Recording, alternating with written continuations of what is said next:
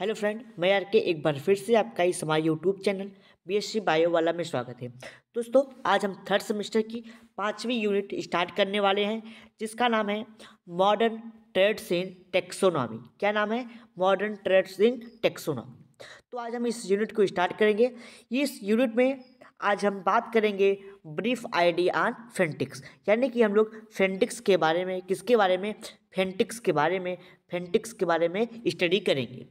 अगले टॉपिक में हम क्लेडिस्टिक के बारे में बात करेंगे, क्लेडिस्टिक क्या होता है। उसके बाद बायोमेट्रिक के बारे में हम लोग बात करेंगे। ठीक, तो आज हम किसके बारे में बात करने जा रहे हैं? तो आज हम बात करेंगे किसके बारे में? फेंटिक्स के बारे में। ठीक, फेंटिक्स के बारे में आज हम स्टडी करेंगे। और इसमें जो यूनिट है ये बहुत ही छोटी यूनिट है। इसमें लगभग 3 या 4 टॉपिक दिए, जैसे फेंटिक्स हो गया, बायोमेट्रिक्स हो गया, क्लेडिस्टिक हो गया। और जो क्लेडिस्टिक है उसमें ढेर सारी टॉपिक है, जैसे यहाँ तक कि सब टॉपिक क्लेडिस्टिक में ही आ रही है। ठीक, तो चलिए अच्छा स्टार्ट करते हैं कि हमारा क्या है पढ़ने के लिए। ठीक, तो मॉडर्न ट्रेड्स इन टेक्सोनॉमी जो हमारे क्या है यूनिट का नाम है, तो इसमें हमको क्या पढ़ना है? फेंटिक्स। ठीक, फेंटिक्स पढ़ना है। तो इस मॉडर्न ट्रेड्स इन टेक्सोनॉमी में फेंटिक्स क्या होता है उससे पहले हम समझते हैं कि हमको प्लांट के बारे में जानना है।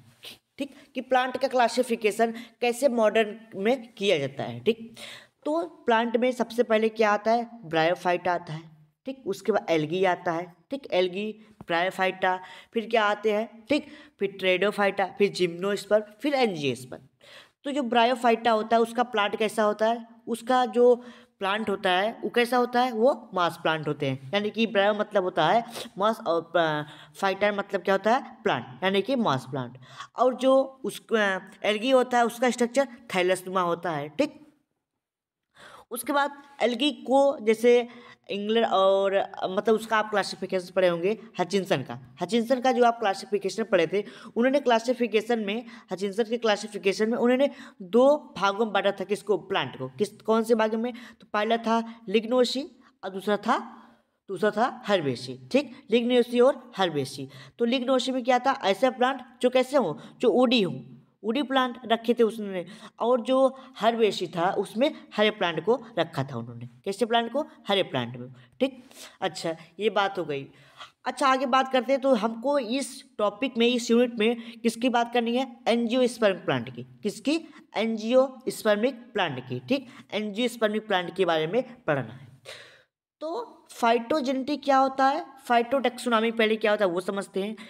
तो फाइटोटेक्सोनॉमी यानी कि हमको, फाइटोटेक्सोनॉमी यानी कि फेंटिक्स बोलता है कि द मतलब study of morphological structure of plant, यानी कि मार्फोलॉजिकल स्ट्रक्चर किसका पढ़ना है? Study the morphological structure of plant, यानी कि प्लांट के मार्फोलॉजी के बारे में स्टडी करना ही फेंटिक्स कहलाता है। ठीक, तो जैसे मान लीजिए एक वर्ड आता है फाइटोजेनी आता है।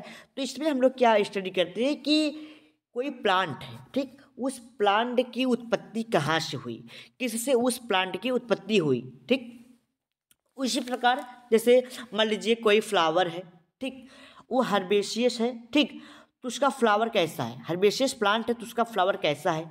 पेंटामेरस है कि टेट्रामेरस है? ठीक, हेक्सामेरस है कि क्या है? ठीक, तो अगर पेंटामेरस होगा तो उसे एक ग्रुप में रखा जाएगा। ठीक, कौन से ग्रुप में? एक ग्रुप में। अगर मान लीजिए ट्राइमेरस है तो उसको दूसरे ग्रुप में। ठीक, मान लीजिए उसका जो थैलस है वो पेंटामेरस है तो उसको एक ग्रुप में, टेट्रामेरस है तो एक ग्रुप में। ठीक, तो इसी प्रकार उसको रखा जाता है। तो इससे क्या कहते हैं? इससे कहते हैं हम लोग फेंटिक्स। ठीक, इसे ही कहते हैं हम लोग फेंटिक्स, कि एक ग्रुप में रखना। ठीक, अच्छा जैसे मान लीजिए कोई प्लांट है, ठीक, मान लीजिए ऑर्गेनिज्म है, तो उसका अगर क्लासिफिकेशन करना होगा तो हम लोग किस प्रकार से करेंगे? तो हम लोग उसका क्लासिफिकेशन, मान लीजिए कोई ऑर्गेनिज्म है, क्या है? ऑर्गेनिज्म है।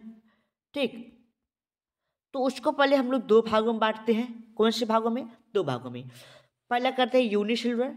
ठीक, मान लीजिए कोई ऑर्गेनिज्म है तो वो यूनिसेलुलर है, और दूसरा मल्टी सेलुलर। ठीक, मल्टी सेलुलर। ठीक, ये हो गया। फिर मल्टी सेलुलर में बहुत से आते हैं प्लांट, ठीक, और यूनिसेलुलर में बहुत सारे आते हैं। क्या? बहुत सारे जीव आते हैं, जैसे प्रोटोजोआ, बैक्टीरिया, वायरस, बहुत से एक्टिनोमॉर्फिक, माइक्रोप्लाज्मा। और मल्टी सेलुलर में बहुत सारे आते हैं, जैसे क्या? आपके card data, vertebrata, silent data, ये सब कैसे आते हैं, ये सब आ जाते हैं किसमें, मल्टी सेलुलर में। तो उसी प्रकार जब फेंटिक्स को एक डायग्राम के द्वारा, जैसे इस ऑर्गेनिज्म को एक डायग्राम में दिखाया गया, तो जो बॉटनी होती है उसमें भी जो प्लांट की क्लासिफिकेशन होता है उसको भी एक डायग्राम से दिखाया जाता है, तो उसे कहते हैं फिनोग्राम। जिस प्रकार ऑर्गेनिज्म को दिखाया गया एक डायग्राम में, तो उसे कहते हैं फिनोग्राम। ठीक, अच्छा ये बात हो गई। और क्या होता है कि जैसे मान लीजिए कोई प्लांट है, ठीक, मान लीजिए प्लांट की बात कर लेते हैं कि प्लांट में किस प्रकार से वर्गीकरण दिखाया जाएगा, तो आगे वो है इसलिए थोड़ा समझाना पड़ रहा है। मान लीजिए एक कोई बेंजिंग रिंग हुई, ठीक, केमिस्ट्री नहीं है, बॉटनी है। मान लीजिए इसमें एक हो गया, ये दूसरे नंबर पे, तीसरा है, चौथा, कहाँ मिस्टेक हो गया क्या कहीं, सॉरी यहाँ पे 1,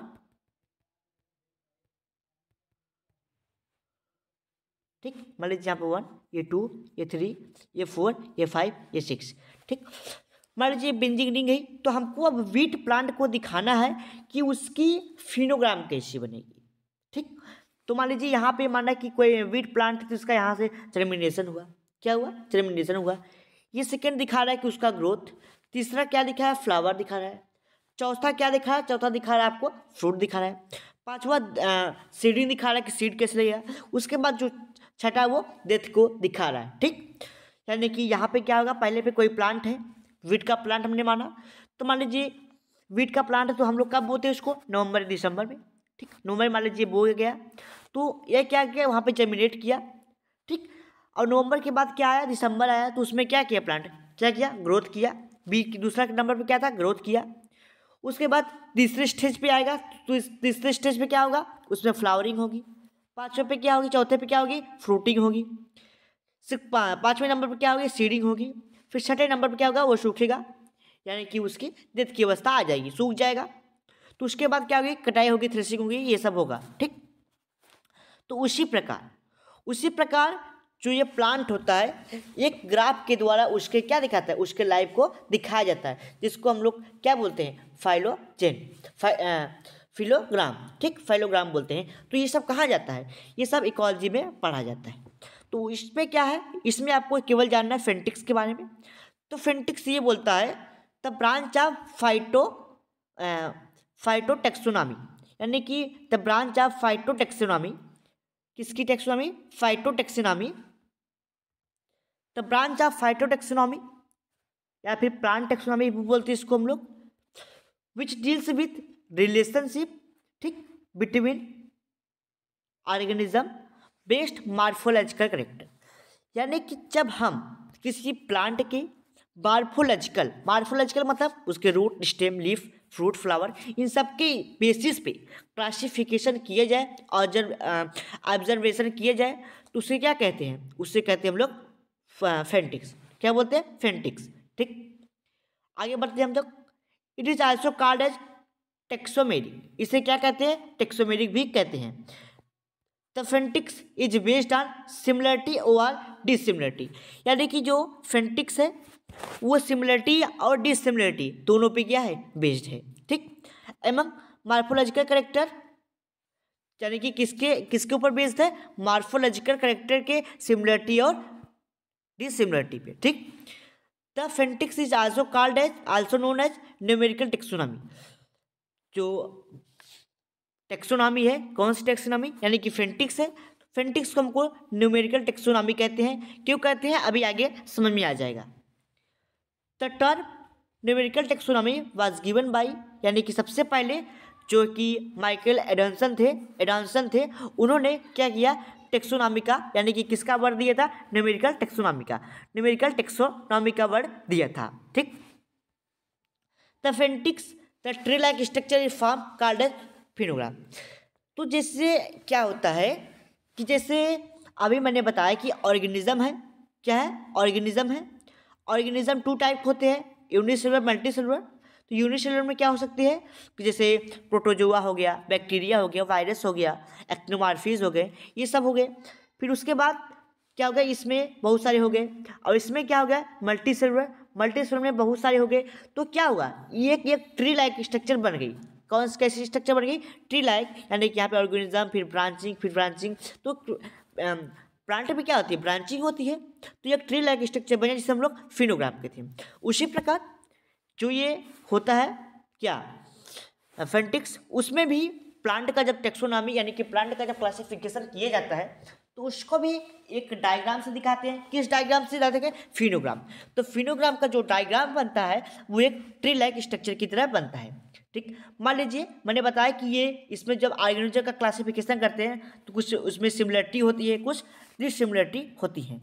ठीक, मान लीजिए कोई प्लांट है तो उसकी में भी उसमें क्या होता है कि जैसे कुछ सिमिलरिटी पाई गई। जैसे मान लीजिए कोई प्लांट है वो टेरेस्ट्रियल, क्या है, टेरेस्ट्रियल है। अब कुछ प्लांट कैसे होते हैं, वो मतलब एक्वाटिक होते हैं।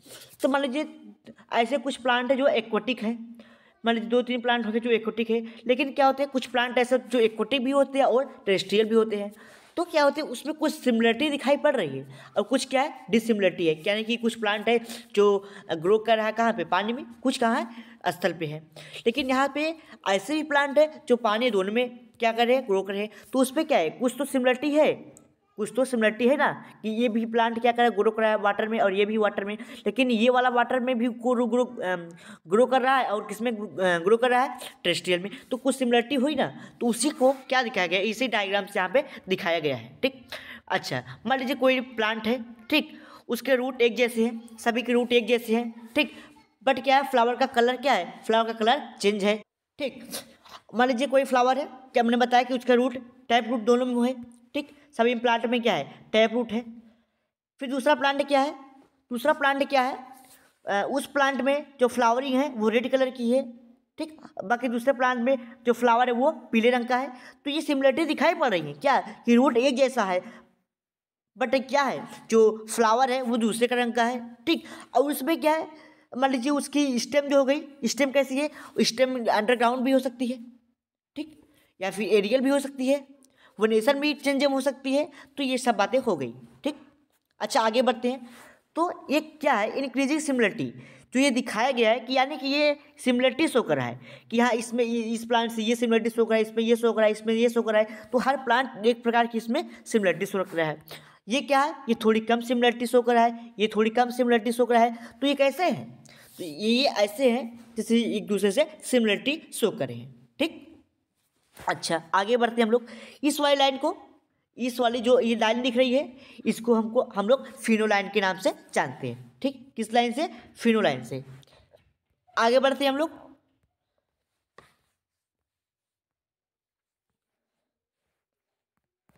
थर्ड पेज पर चलते हैं। इस वाले पेज पे क्या है, जैसे मान लीजिए, तो इसमें है, अगले आगे हम लोग बढ़ चुके हैं यहाँ पे। तो a diagram constructed on the basis of numerical analysis of phenetics data is known as phenogram. यानी कि जो फेनेटिक है उसकी जब हम एनालाइज करेंगे, उसको स्टडी करेंगे, ठीक, तो एक न्यूमेरिकल वैल्यू देंगे 1 2 3 4, तो उसी को क्या दिया गया, यहाँ पे फेनेटिक्स का फिनोग्राम बोला गया। ठीक, अच्छा आगे बढ़ते हैं। In this diagram is made up on the basis of similarity. जो ये डायग्राम बनाई जाती है, अभी हमने दिखाया कि वो सिमिलरिटी और डिसिमिलरिटी क्या करती है, मार्फोलॉजिकल के, यानी कि मार्फोलॉजी के, जैसे मैंने बताया ना कि उसको टैप फ्रूट कैसी है, मान लीजिए स्टेम मतलब सिमिलरिटी शो करिए, फ्लावर में कुछ सिमिलरिटी शो करी, तो कैसे है, यानी कि मार्फोलॉजिकल सिमिलरिटी शो करे। ठीक, क्या है वो डायग्राम, मतलब इस डायग्राम में क्या होता है, ये डायग्राम जो होता है वो सिमिलरिटी और डिसिमिलरिटी दोनों शो करता है। मैंने बताया ना कि मतलब यहाँ तक रूट शो कर रहा है, यहाँ तक रूट शो नहीं कर रहा है, यहाँ तक रूट तो शो किया, फिर यहाँ पे क्या फ्लावर नहीं शो किया, यानी कि फ्लावर एक जैसे नहीं है। तो कुछ सिमिलरिटी और कुछ डिसिमिलरिटी है ना प्लांट में, यही बात है। अच्छा, वो जो मैंने दिखाया डायग्राम, वो टाई कट मछली ब्रांच होती है। टाई कट मछली ब्रांचिंग की मतलब क्या होती है कि मान लीजिए यहाँ पे है, ठीक, ये है, ये एक बार 2 भागों में बटा, फिर ये वाला 2 भागों में फिर बटा, फिर ये वाला 2 भागों में बटा, तो क्या होगा, हमेशा ये 2 भागों में बट रहा है, तो ये कैसे हुए, डाइकाट मछली ब्रांच। ठीक, आगे बढ़ते हैं हम लोग। In morphology character the phenogram डाइकाट मछली branch and form tree like structure, और कैसा एक वो ट्री लाइक स्ट्रक्चर, यानी कि ट्री की तरह स्ट्रक्चर बना रहा है। ठीक, structure in phenogram the largest line show more similarity, जो सबसे बड़ी लाइन होती है, वो सबसे ज़्यादा सिमिलरिटी शो करती है। ठीक, एंड जो स्मॉलेस्ट लाइन जो छोटी लाइन होती है वो डिस यानी कि वो लेस यानी उससे कम बहुत कम सिमिलरिटी शो करती है, डिसिमिलरिटी नहीं लेस सिमिलरिटी शो करेगी किसके ऊपर, मॉर्फोलॉजिकल कैरेक्टर पे। ठीक, अच्छा आगे बढ़ते हैं हम लोग। अच्छा आगे बढ़े तो तब the phenogram are very useful, जो ये फिनोग्राम है ये बहुत ही यूजफुल है हमारे लिए। ठीक, बिकॉज क्यों यूजफुल है, क्योंकि इसमें लार्ज नंबर बहुत सारी संख्या में फिजियोलॉजिकल कैरेक्टर लिए जाते हैं। जैसे अच्छा आगे बढ़ते हैं हम लोग देखते हैं क्या है उसमें। जैसे मान लीजिए नंबर 1 पे है मैक्सिमम करेक्टर फॉर क्लासिफिकेशन, मतलब इसमें बोला है कि maximum character are taken for, यहाँ पे लगा दीजिएगा आर टेकन फॉर क्लासिफिकेशन, यानी कि हमको क्लासिफिकेशन में ज़्यादा से ज़्यादा, ठीक, ज़्यादा से ज़्यादा करेक्टर को लेने चाहिए। लगभग कितने लेने चाहिए, 50 से अधिक, 50 से 50-60 करेक्टर लेने चाहिए। आप बोलेंगे 50-60 करेक्टर कहाँ से ले, वेजिटेटिव से ले लीजिए, वेजिटेटिव पार्ट से, रिप्रोडक्टिव पार्ट से, पोस्ट रिप्रोडक्टिव पार्ट से, यानी कि आप लोग कुछ वेजिटेटिव पार्ट से, जैसे वेजिटेटिव में 4 पार्ट आते हैं, कौन कौन से आते हैं, तो आप बोलेंगे रूट स्टेम, ठीक, लीफ, ये 4 पार्ट हो गई। रूट स्टेम लीफ 3 पार्ट होती है रूट स्टेम लीफ।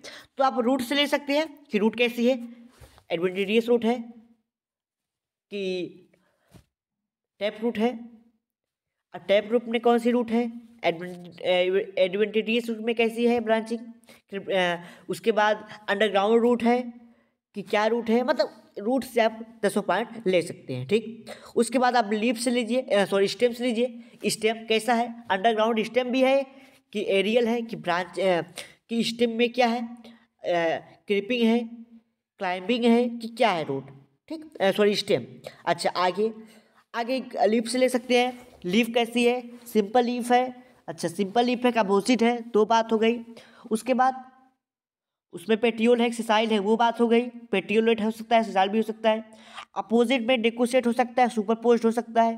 ठीक, उसके बाद लीफनेशन हो सकती है, पैडल है कि क्या है। ठीक, उसके बाद आप उसके जो कि फ्लावर पे ले सकते हैं, तो वो कौन सी पार्ट हो गई, वो रिप्रोडक्टिव पार्ट हो गई। फ्लावर कैसा है, ठीक, फ्लावर में सेपल पेटल कैसे है। तो ये सब करेक्टर आप लगभग बहुत सारे करेक्टर आपको कितना लेना है, मैक्सिमम करेक्टर, ज़्यादा से ज़्यादा करेक्टर लेने होते हैं। ठीक, किसमें, टेक्सोनॉमी में, किसके टॉक्सिनॉमी में, यानी कि फेंटिक्स में।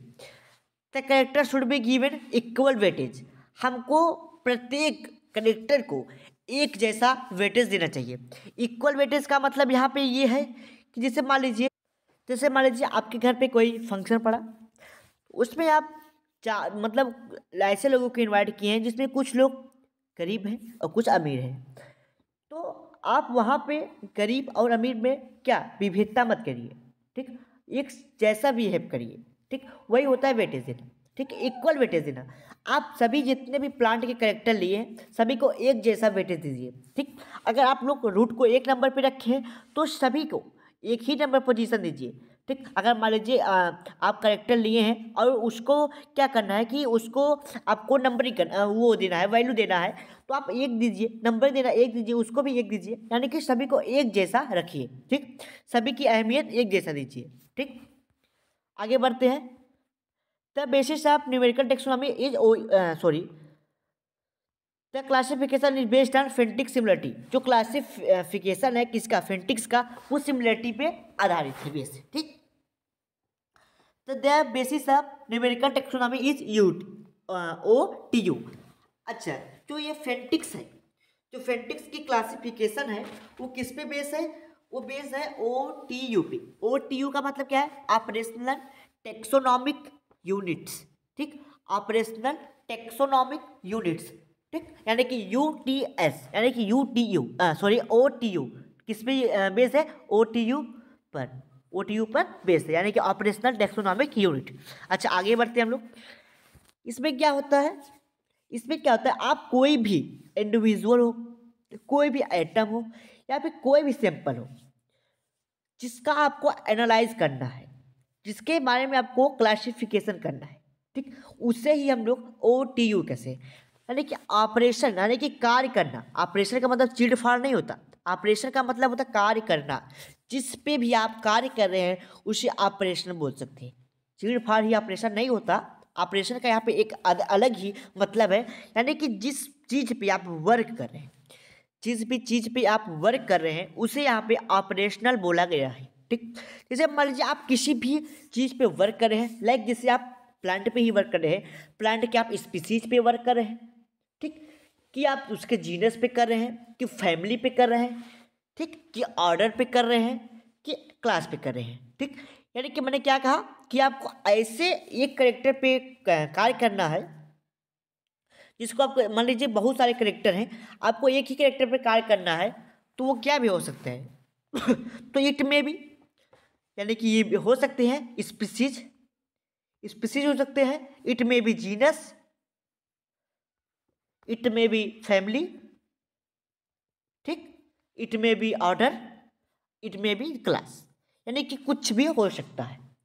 ठीक, अच्छा, इसी चीज़ को बताया गया है कि आप किसी भी एटम, सिंपल या इंडिविजुअल पे अगर क्लासिफिकेशन कर रहे हैं, एनालाइज कर रहे हैं, तो उसको ही हम OUT कहते हैं। ठीक, अच्छा, इट इज ये बेसिक ऑफ बेस आप यूनिट न्यूमेरिकल, यानी कि आप जब भी वर्क करेंगे, न्यूमेरिकल टेक्सोनॉमी क्यों बोला गया, क्योंकि आप बहुत से नंबर दे, ठीक, 50-60 करेक्टर आप जब ले रहे हैं तो वो नंबर ही है ना, 50 एक नंबर ही है ना, तो इसलिए इसको न्यूमेरिकल टेक्सोनॉमी बोलते हैं। आगे बढ़ते हैं, टेक्सोनॉमिक मतलब में भी स्पीसीज, जीनस, फैमिली, ऑर्डर, कुछ भी, ठीक, ETC कुछ भी आप ले सकते हैं। जैसे मान लीजिए एक जेनरा है, इस मतलब जीनस है, ऑपरेशनल एंड टेक्सोनॉमिक यूनिट में आप वर्क कर रहे हैं, then it should be represented by different species. आप उसके विभिन्न स्पीसीज को शो कराना चाहते हैं कि क्या है, ये वर्क किया जा रहा है। ठीक, यहाँ पे OTU रहेगा, यहाँ पे U रहेगा, पर बना लीजिएगा OTUS हो जाएगा। फॉर एग्जाम्पल देखते हैं, एग्जाम्पल लेते हैं हम, जैसे एक ब्रेसिका, ब्रेसिकेसी फैमिली का एक प्लांट है ब्रेसिका, उसका एक जीनस है ब्रेसिका। ठीक, ब्रेसिकेसी फैमिली का एक प्लांट है जिसका नाम है ब्रेसिका। अब उसमें ढेर सारे प्लांट आ रहे हैं, ढेर सारी फैमिली है, फैमिली में क्या है ये सब, मतलब इस स्पीसीज है ये सब, क्या क्या, नाइग्रा, कंपिस्टी, ओलेरिया, कैपिटेट और यारापा। आगे बढ़ते हैं हम लोग, Brassica genus is taken OTU। ठीक, यानी कि इस ब्रेसिका में हम लोग एक जीनस लगे OTU। तो different species of Brassica such as Brassica nigra, Brassica campestris. ठीक, अब जैसे क्या होता है, इसमें ये बताया गया कि जैसे मान लीजिए कोई एक सिंपल है, ठीक, सिंपल हो गया कोई भी, आप उसके वर्क कर रहे हैं, ठीक, आप उस पर वर्क कर रहे हैं, वो मैंने बताया वो कोई भी हो सकता है। ठीक, तो यहाँ पे ये है कि जैसे एक ही स्पीसीज है, ठीक है, एक ही जीनस है, तो उसके बहुत सारे फैमिली स्पीसीज हो सकती है एक जीनस की। तो वही इसने बताया कि जैसे एक ही चीज़ है तो उसमें कई प्रकार की चीज़ें आ सकती हैं। ठीक, एक मतलब एक ही पे आप कई प्रकार की चीज़ों को ला सकते हैं। जैसे मान लीजिए ब्रेसिका नाइग्रा ब्लैक मस्टर्ड हो गई, फिर येलो मस्टर्ड हो गया यहाँ पे, ठीक, फिर ब्रेसिका ओलेरिया हो गया जिसको हम लोग फूल गोभी या फिर कैलीफ्लावर का नाम देते हैं। ठीक, ब्रेसिका कैपिटेट हो गया जिसको हम लोग कैबेज या फिर पत्ता गोभी बोलते हैं। ठीक, और हो गया एक हो गया आपका ब्रेसिका रापा, यहाँ पे रापा RAPA रापा रहेगा जिसको हम लोग टर्निप या सलजम का नाम देते हैं। तो ये सब क्या है, ये सब एक ही फैमिली के इतने सारे प्लांट हैं, ठीक, स्पीसीज हैं। अच्छा, आगे बढ़ते हैं हम लोग, मेथड्स ऑफ न्यूमेरिकल टेक्सोनॉमी, यानी कि मेथड या प्रोसीजर ऑफ न्यूमेरिकल टेक्सोनॉमी, यानी कि जो प्रोसीजर है किसका, मेथड है किसका, टेक्सोनॉमी का, वो क्या हो सकता है। तो इसमें विभिन्न सारे स्टेप हो सकते हैं। ठीक, अच्छा, ये हो गया। और इसमें पहली पॉइंट आती है सिलेक्शन ऑफ OTU, यानी कि आपको किस पे वर्क करना पड़े उसका आप सिलेक्शन कीजिए। ठीक, मान लीजिए आपको किसी चीज़ पे वर्क करना है तो पहले आप उसका क्या करेंगे, सिलेक्शन करेंगे आपको किस चीज़ पे वर्क करना है। मान लीजिए अगर आपको फैमिली पे वर्क करना है तो फैमिली हो सकती है। ठीक, अगर आपको क्लास फैमिली हो गई, फैमिली, स्पीसीज हो गया स्पीसीज, ठीक, ऑर्डर हो गया तो ऑर्डर, क्लास हो गया तो क्लास, यानी कि आप किसी भी चीज़ पे वर्क कर सकते हैं, चाहे वो स्पीसीज हो, चाहे वो जीनस हो, चाहे वो फैमिली हो, चाहे वो आर्डर हो, चाहे वो क्लास हो। आप किसी भी चीज़ पे अपने अकॉर्डिंग वर्क कर सकते हैं, ठीक। तो इट में भी family O R genus O R family O R order O R class, यानी कि ये क्या हो सकता है, ये कुछ भी हो सकता है। Family, genus, family sorry species, species, genus, family, order और क्लास, ठीक। अच्छा ETC और भी कुछ हो सकती है। आप अगर किसी चीज़ के पार्टिकुलर चीज़ पे वर्क कर रहे हैं तो कुछ भी हो सकते हैं। उसके बाद दूसरे पॉइंट पे आती है selection of character over traits, यानी कि आपको करेक्टर पे वर्क करना है, उसके ट्रेड्स पे वर्क करना है, तो उसको आप सिलेक्ट करेंगे। The character are used for phenetics are called as unit character, यानी कि आपको किस करेक्टर पे वर्क करना है उसी को हम लोग क्या बोलते हैं, करेक्टर फिनेटिक्स, ठीक। उसको बोलते हैं हम लोग यूनिट करेक्टर।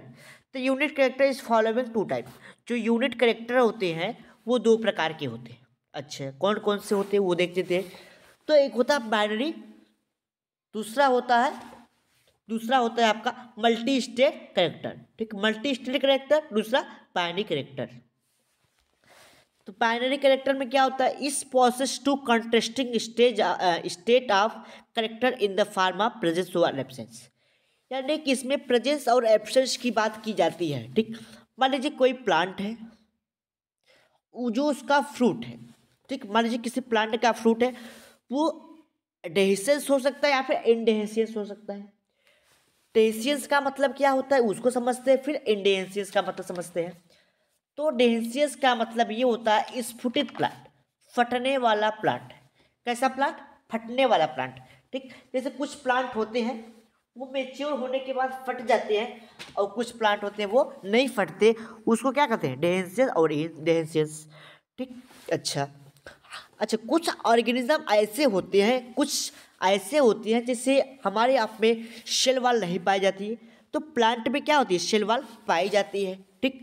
मान लीजिए न्यूक्लिक एसिड है, हमारे आँख में न्यूक्लिक एसिड है, प्लांट में है, वायरस में है। तो कुछ लोगों में, कुछ प्लांट ऐसे हैं, कुछ वायरस ऐसे हैं जिसमें क्या होता है, उसमें न्यूक्लिक एसिड में DNA नहीं पाया जाता, क्या पाया जाता, RNA पाया जाता है, ठीक। यानी कि DNA प्रेजेंट होता है, ठीक। किसमें, RNA प्रेजेंट होता है किसी किसी में, और किसी किसी में DNA प्रेजेंट होता है, ठीक। किसमें, कोई भी ऑर्गेनिज्म हो, कोई प्लांट हो गया, ठीक। यहाँ पे RNA लगा लीजिएगा, ठीक। तो इसमें ये बताया कि जैसे कोई प्लांट हो गया, ठीक, प्लांट हो गया, ह्यूमन हो गया, ठीक। अगर इसमें पैरेंटल करेक्टर मतलब दो करेक्टर हो, एक दूसरे के कैसे हो, कॉन्ट्रास्टिंग हो, विरोधाभास हो, ठीक। इससे मान लीजिए कोई मनुष्य है, वो शर्ट और पैंट पहना हुआ है, तो उसका पैंट मान लीजिए कोई कलर का और शर्ट कोई कलर का, तो ये एक दूसरे से क्या है, विरोधाभास है। तो उसी प्रकार इसमें क्या है कि ये प्लांट है और ये एनिमल है, मान लीजिए, तो सेल वाल दोनों में पाई जाती है। तो मान लीजिए प्लांट में सेल वाल प्रेजेंट होती है, बल्कि जो ह्यूमन होते हैं उसमें क्या होती है, एब्सेंट होती है, ठीक। कुछ में DNA प्रेजेंट होता है, कुछ में DNA क्या होता है, एब्सेंट होता है, कुछ में RNA प्रेजेंट होता है और DNA एब्सेंट होता है, ठीक, ऐसा होता है। अच्छा कुछ फ्रूट ऐसे होते हैं जो डेंसियस होते हैं, कुछ होते हैं जो इनडेंसियस होते हैं। तो इसी की बात यहाँ की बात की गई थी। अच्छा अगर इसी डाटा को आपको कंप्यूटर पे अपलोड करना है किसी सिंबल के माध्यम से, यानी कि जैसे आपको मैंने बताया कि फिनोग्राम वहाँ पे बनाना है, कोई सिंबल बनाना है, तो आप कंप्यूटर पे तो प्रेजेंट एब्सेंस ये सब तो नहीं लिखेंगे कि न्यूक्लिक एसिड इज प्रेजेंट। वहाँ पे कंप्यूटर में तो नंबरिंग चलती है, बाइनरी नंबरिंग 1 2 0 और एक संख्या में चलती है 1 2 3, यानी कि नंबरिंग वहाँ पे होती है। तो यहाँ पे क्या है कि जैसे मान लीजिए अगर कोडिंग किया गया, अगर उसमें सिलवाल है, सिलवाल मान लीजिए एक ऑर्गेनिज्म है, उसमें सिलवाल पाया गया, ठीक, क्या सिलवाल पाया गया, तो उसके लिए हम लोग क्या करेंगे, 0 दे देंगे। अगर सिलवाल क्या है, एब्सेंट है, सिलवाल क्या है, एब्सेंट है, तो उसके लिए 1 दे देंगे। यानी कि अगर पाया गया तो प्लस, अगर नहीं पाया गया तो माइनस, या फिर हम 0 और 1 2 कुछ भी आप यहाँ पे दे सकते हैं, ठीक। यहाँ पे आप 1 दे सकते हैं, 2 भी दे सकते हैं, प्लस माइनस भी दिखा सकते हैं, यानी कि अपने अकॉर्डिंग आप कुछ भी रख सकते हैं, ठीक। अगर बाय द वे दोनों में नहीं पाया गया कुछ भी, तो नो एनसी नो कंपेरिजन आप वहाँ पे शो करा देंगे, ठीक। आगे बढ़ते हैं हम लोग। दूसरा क्या है, दूसरा है मल्टी स्टेट करेक्टर। इसमें दो या फिर दो से अधिक करेक्टर हो सकते हैं, लेकिन आपको दोनों को एक इक्वल क्वांटिटी और क्वालिटी देनी होती है, ठीक। यानी कि यहाँ पे मान लीजिए कोई फ्लावर है, फ्लावर के कलर रेड भी हो सकते हैं, क्या हो सकते हैं, रेड भी हो सकते हैं, पिंक भी हो सकता है, ऑरेंज भी हो सकता है, वाइट भी हो सकता है और येलो भी हो सकता है।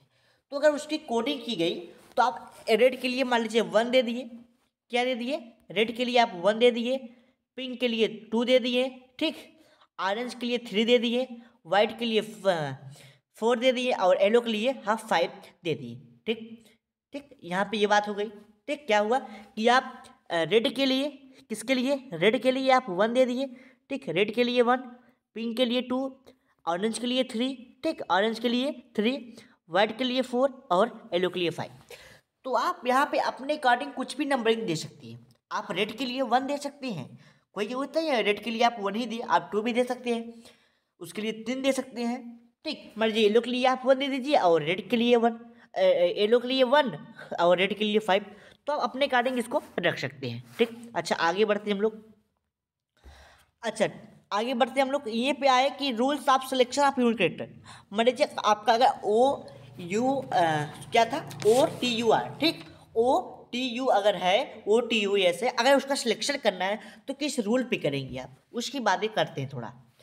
तो the unit character can be selected from all part of plant. यानी कि जब भी आप किसी चीज़ का सिलेक्शन करेंगे तो आपको प्लांट के सभी पार्ट से करना है, रूट से, स्टेम से, फ्रूट से, ठीक, सीड से, सभी से करना होगा। ये नहीं कि आप किसी एक ही पार्टिकुलर पार्ट से कर लें, नहीं, तो ऐसा नहीं है, आपको सभी पार्ट से सिलेक्शन करना होगा।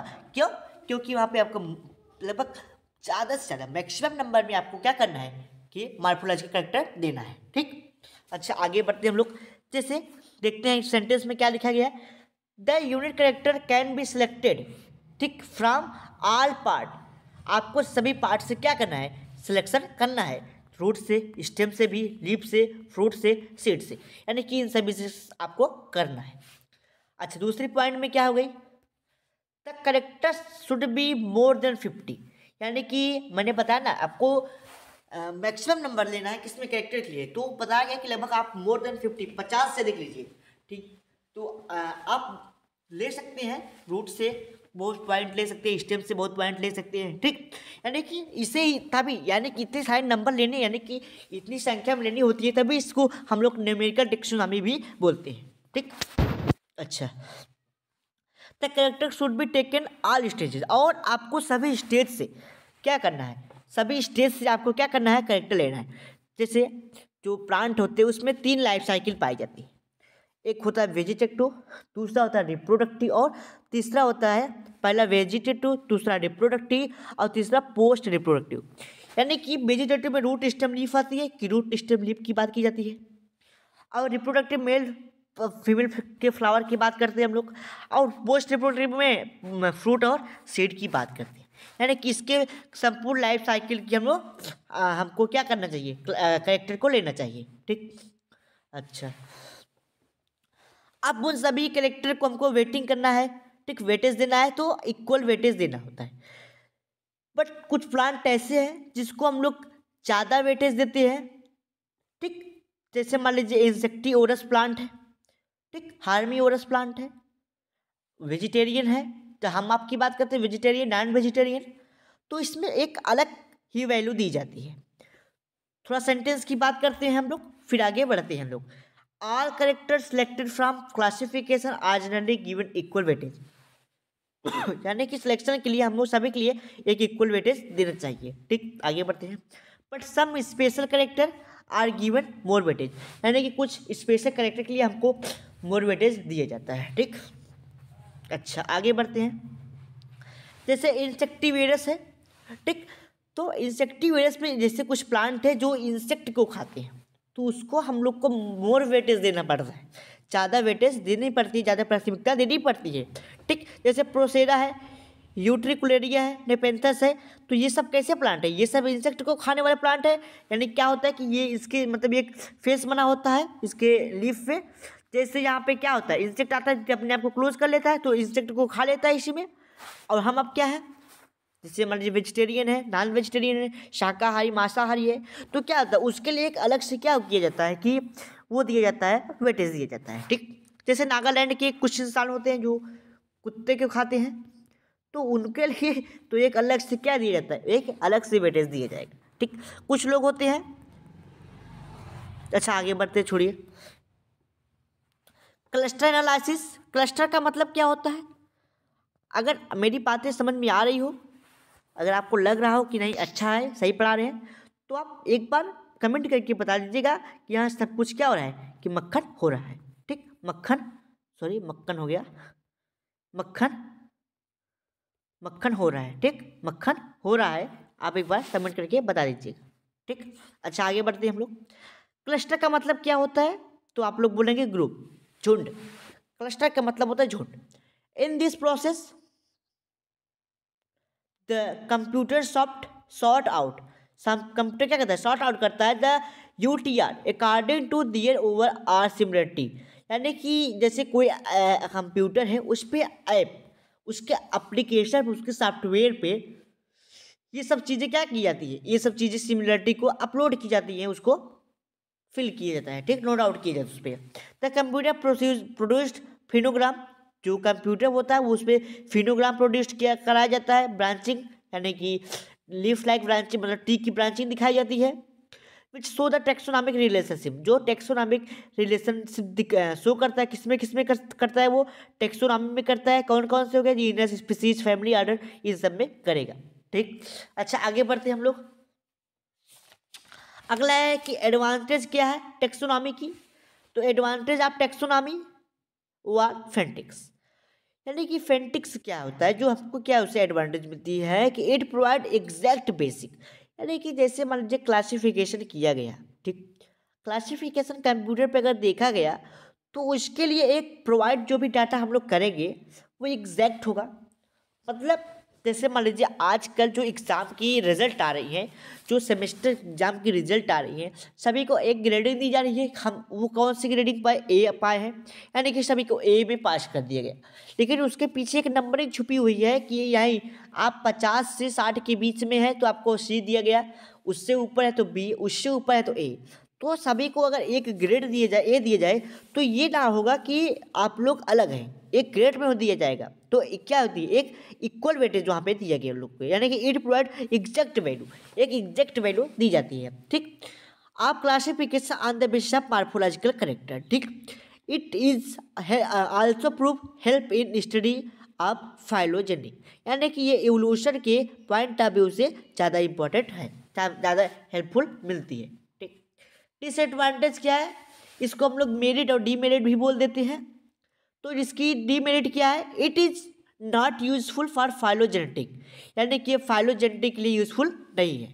ठीक, selection of character is great problem in this method, यानी कि यहाँ पे करेक्टर का थोड़ा करेक्टर का सिलेक्शन करना बहुत ही मुश्किल काम होता है। ठीक, तो यहाँ ये बात रही किसके बारे में, फेंटिक्स के बारे में। यहाँ तक आज आपकी फेंटिक्स कंप्लीट होती है। अगर आपको अभी जैसे ही क्लास ये अपलोड होगी, इसका टेलीग्राम चैनल पे इसका PDF आपको प्रोवाइड करा दिया जाएगा। अगर आपको PDF चाहिए तो आप हमारे व्हाट्सएप नंबर 95 ठीक 98308044 पे व्हाट्सएप के थ्रू मैसेज करके आप वहाँ से टेलीग्राम लिंक पाके वहाँ से अपने टेलीग्राम चैनल से जुड़ करके PDF को डाउनलोड कर सकते हैं। ठीक, PDF को। Thank you.